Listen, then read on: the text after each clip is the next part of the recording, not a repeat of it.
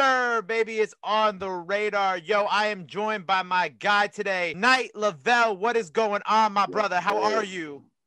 What's poppin'? I'm good, bro. How you doing? Man, I'm great. Canada in the building. Yes, Two-pack sir. counting down the list out now. A lot single Yes, out sir. now. Yes, Congratulations on all the success. How have you been during this pandemic? Like, how has this time treated you? It's been I mean, it is kind of weird not being able to perform. I forgot how to perform. I miss seeing my fans, stuff like that. But I mean, it's helped me like lock in and like really focus on like music and like how to like fine tune my sound and stuff. And I don't know, I've gotten a lot of thinking done. It's been good and bad to me, at least. That's been my situation, So Right, and I definitely noticed you've been like kind of taking it easy a little bit when it comes to like singles and projects and things like that. You've been releasing here and there. Obviously, now that we're in 2021, you put the two-pack for counting down the list out. You put a lot out. Why did you, I guess, decide to kind of take it easy during this time? Was it just because you couldn't perform for the fans and see them? Yeah, that and a mix of like I don't really like oversaturating myself, period. So I really like don't drop that much music. But like the other thing is, like you said, like I really like to put stuff out and be able to perform it. So like just knowing that I wouldn't be able to perform it, I didn't really feel motivated to like release anything. But I mean, it's been going on for like a year now. So like it's time to rock, whether 100- I could perform it or not. Kids just want to hear new music. So 100%. So with this counting down the list two-pack, right? With this, and obviously, you put out a lot, a little bit before it. Was this just kind of like you just throwing something out there, kind of getting something to the people to hold them over until, your new tape coming sometime in 2021? Yes, sir. Because I put the last single, a lot was like a collaborative track between me and like two artists from my hometown. So I wouldn't really consider it like my song. Alone came out in, let's say, September or whatever. I haven't dropped music since then. So I figured, let me just drop Counting Down the List to like let people know I'm still here and like kind of help roll out this tape that's supposed to come out ASAP, So right, 100%. And I definitely think that your fans are going to be appreciative of it. And I wanted to get like into a little bit of your past and how Night Lovell came to be. And what I think is so cool as I was like watching videos about you and kind of just doing my deep dive and learning more about you was that your dad was a rapper. Yeah, he was a rapper. Now tell me about like you growing up around like hip hop and all that. Like did he have like records out? Did he have albums out? Did he just kind of do it by fun or do it for fun or like what was his? His story is kind of unique. Like he's from Jamaica. He moved to Ottawa. I was born in Ottawa. Then he like moved around the States. Like he went to like California. He went to San Francisco. Like he was kind of everywhere, like trying to take his career to the next level. But I mainly grew up with my mom. So like growing up, I wasn't really surrounded by like hip hop per se. Like it was more like my mom's St. Lucian. So it was more like soca music and like, like some reggaeton music a bit, like Saturday mornings when she's cleaning. But of course, my only hip hop influence came from just like me on the internet, My dad made like a mix of like, it's like a mix of dance hall and hip hop, So he kind of had his own style with it. And I just remember like listening to his stuff as I was growing up and being like, bro, I want to do this one day. What was your dad's artist name? His name was Renegade. MC Renegade. MC Renegade. I like that. That. And something else I saw about you, and I think it was on like the Before You Were Famous YouTube page, was that they had like a video. I don't know how they find this shit, by the way. They had a video of like you as like running track. Yeah, I did track. And like I went borderline national team, right? Yeah, Youth Olympics. Yeah, I did all that. I went to IAAF championships, youth championships in like Ukraine or something. And then I went to Youth Olympics in China. Wow. So, was that like that for you was like what you wanted to do before the rapping, right? Yeah. I mean, like I always liked music, but I looked at track as well for more like realistic opportunity to like do something I love because I love running.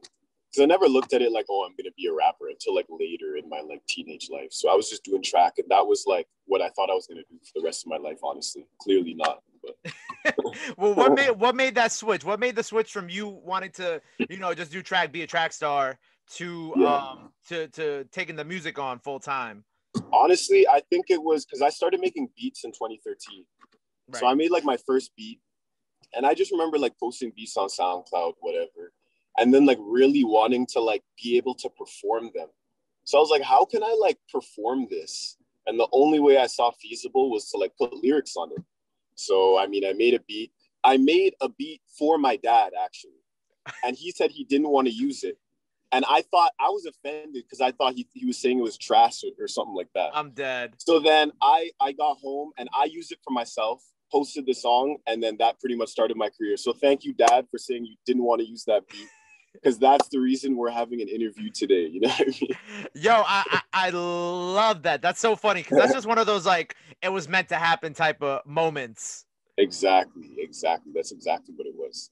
And you said produce. Now I think I read somewhere that you also produced a lot early on in your career. Yeah. Correct? Yeah, that was like my first introduction into music. I was just making beats. That's all really. And you had like did you have a different name under when you were producing too? It was KLNV. At first it was Killanove, and then I just took the KLNV from Killanove and made it KLNV. That was like my producer name. Right. So see, man, I did my research. I made sure I was like, oh man, I gotta see what this dude's about. So I think that's cool. So you went from you went from track star to producer to rapper. So from the producing to the rap, I'm assuming like, you know, you were just making the beats and like you said with your dad, he was like, I don't want this record. So you started rapping. So from then, how did like the Night Lovell come about? Like how did you pick that name and how did that kind of like, come to fruition? Yeah, come to fruition. So my dad's middle name is Lovell. So I was like, okay, I need to use that. And then I'm like, hey, what can I like put in front of it to like make it cool? And I always thought like, well, first of all, like I mainly make music at nighttime. And I just like, I don't know, there's something about the nighttime that just makes people like vulnerable. And I feel like people just be like opening up and like, I just like the vibe of the nighttime, making music at night, like the whole like idea of the nighttime. And I was like, well, perfect. Let me put that in front of Lovell. It had a ring to it. I'm like, that's amazing. Changed my SoundCloud name and just ran with it. And at this time, I was still a producer. So I changed my producer name to Night Lovell and then just use that as my rap name. That's cool. And you know what? Like, I feel like when it comes to your music, obviously, like your music has like this nighttime dark sound, but like, you know, even like looking at you on social media, but talking to you in person, and I feel like it's two different people. Like, I feel like you're so nice, you know what I'm saying? But like your music is like so like brooding and has like this dark, you know, feel to it. Like, is that just kind of like? I definitely feel like my music is like my alter ego, because everyone that meets me, they're like, "Bro, you made that song? Like, what the hell?" But like, it's a different. It's like a diary, you know. It's like I don't really show this side of me to people like on a regular day basis. Like that's what I make music for, you know. So right, it's kind of like it's like your therapy, or you know, like you said, your diary. Exactly. And I gotta congratulate you on the success of Goodnight Lovell, which was released two years ago now. Yeah, 2 years ago. Actually, it's February. 2 years ago now. It has over. It is. It's about to be 2 years, like the anniversary or something. And it has over 160 million streams on Spotify. Featured a lot of dope artists, obviously Nar, Suicide Boys, Wi-Fi's Funeral, Little West. Looking back on it 2 years later, how do you feel that you've grown as an artist since then? I feel like once again, it's just the fact that like, I'm really starting to like fine tune my sound and like see, like really know what works and what doesn't work. You know, obviously it's been 2 years, so I have like new things to talk about, but I feel like really like this next album, I've just like really gotten to a point where I'm like almost have my sound perfect and like down pat, you know? So I feel like that's where I'm at right now. It's just the sound like upgrading and like becoming more like making it more contemporary and like keeping the same like what the core fans like, you know? So just making the music age well, you know? Because I don't want to make any different stuff, but I also want to make my like day one fans happy. So I think I've found that sweet spot, I'd like to say.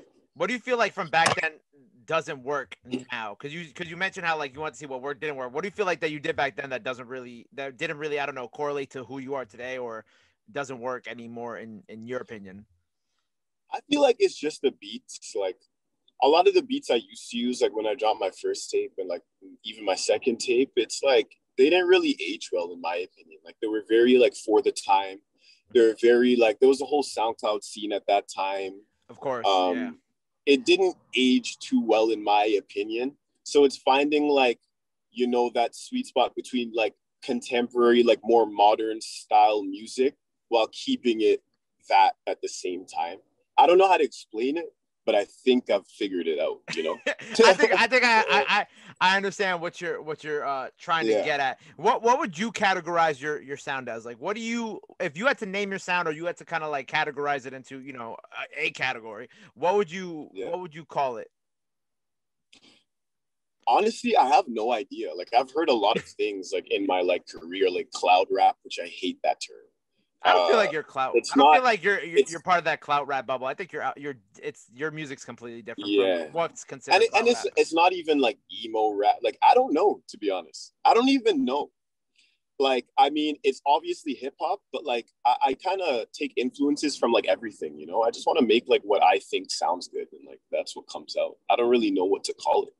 It's just hip hop, like a different type of it, you know, because obviously I don't really make mainstream hip hop, but it's just me.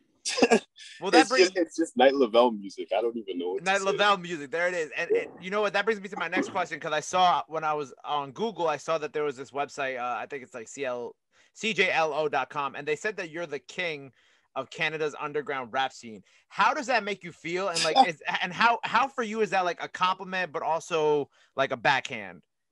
If you think it's a backhand. I'm not gonna lie, it is kind of a backhand. Like, I don't really care though. Like, I didn't even know I was called that until you just told me. I'll send you the article. yeah, send it to me. I don't really mind. Like, I mean, I wouldn't even categorize like what like me and like the boys, like the Suicide Boys, like it's not even underground music. We just have like a very core cult fan base, you know? It's not underground. Like, there's not so much of like an underground anymore. It's just some people have like a cult fan base, and then there's like mainstream. And I feel like we just have a cult fan base, and like the masses don't know about us, but our core fan base does, and they just play our stuff over and over and over and over again, you know? Right. So yeah, I like to call it like there's artists that have clout, and there's artists that like get streams. We get streams, you know? and so you mentioned the Suicide Boys. How did that relationship kind of come about?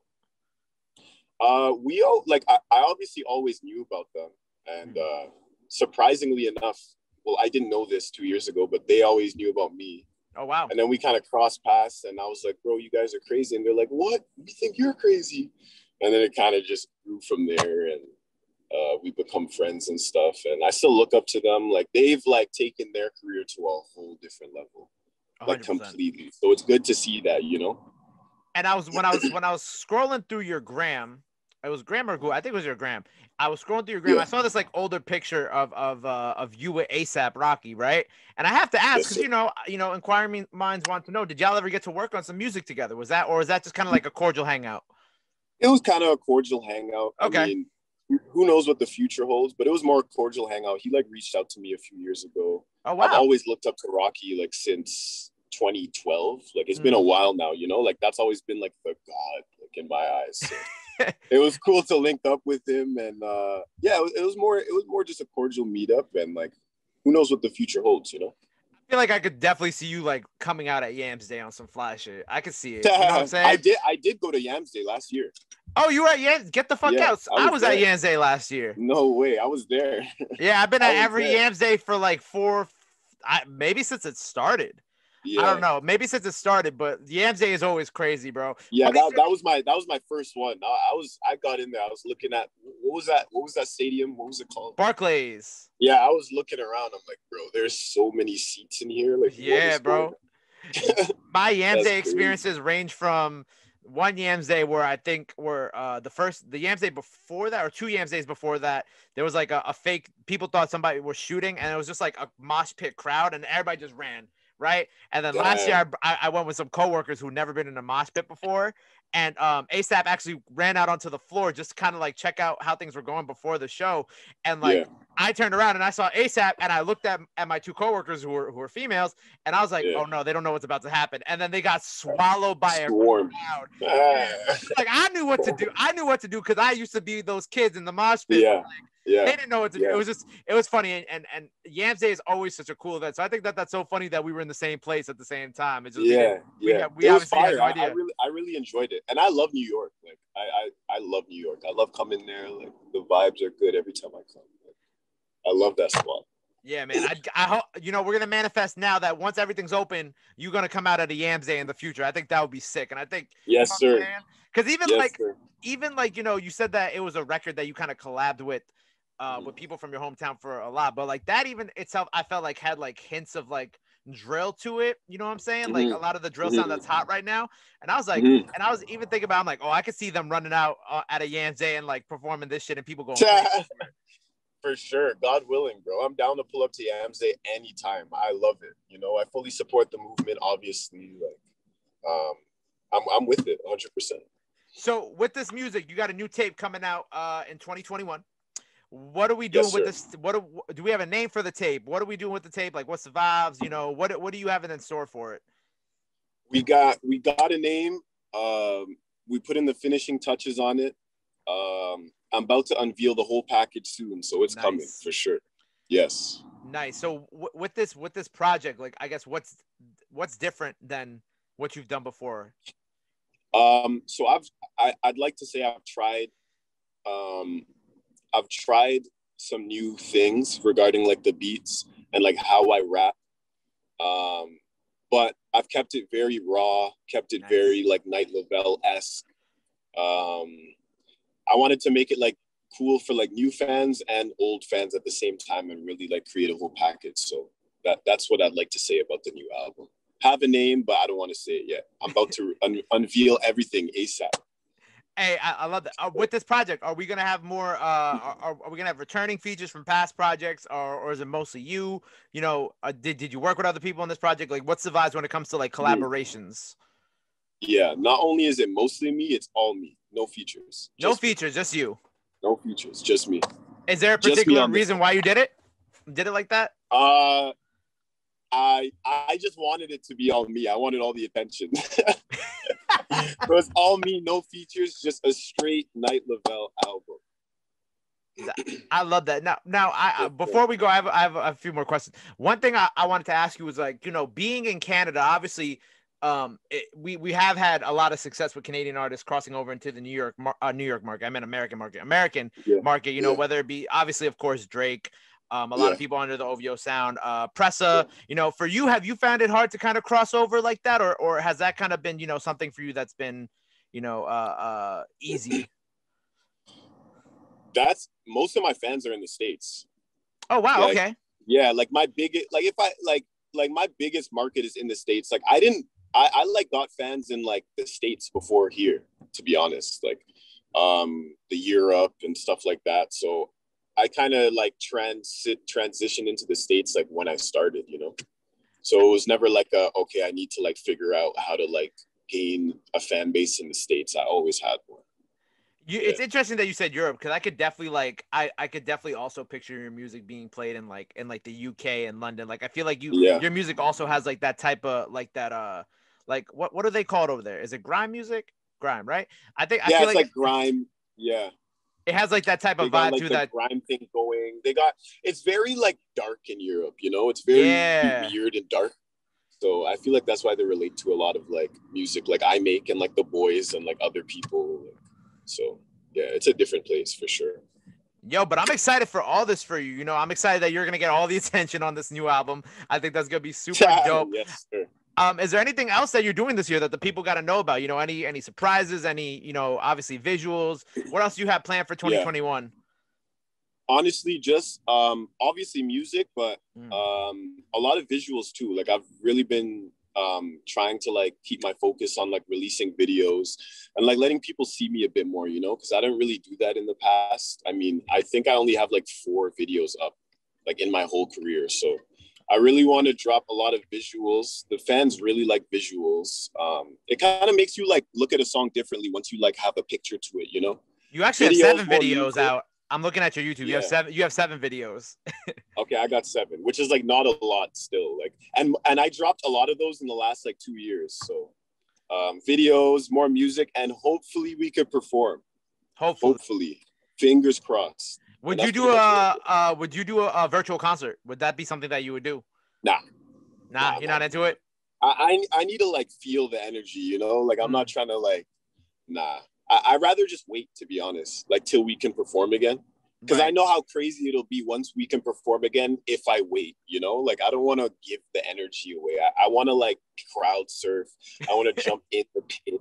You know what I mean? I'm trying to, like, take my shirt off, like, feel the energy. Like, I need that. So I'll just wait.